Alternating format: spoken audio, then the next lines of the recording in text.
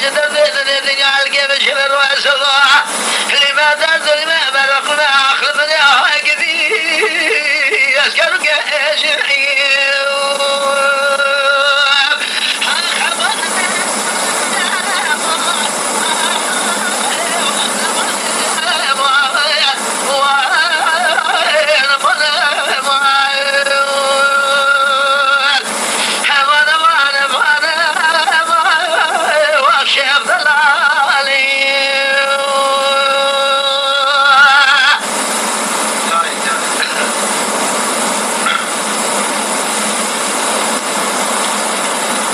जाने परवा गेलो आमिया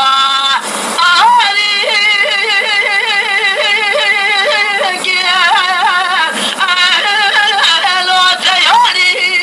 किया ए रमन मा आयो अगरबन मा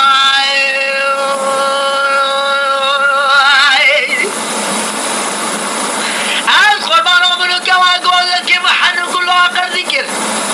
كذي بشكوك كذي سكسبيك آخر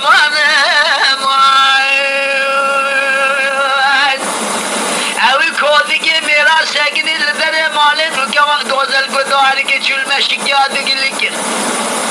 رب عالم زبان حاضر گذرش مات والی رو از بشار دو در دراغه لکل دنیا دیبو دگوستی در کادیه میرا یار زو بدل بو کیف حنکو آخوی و اخلاق دیگه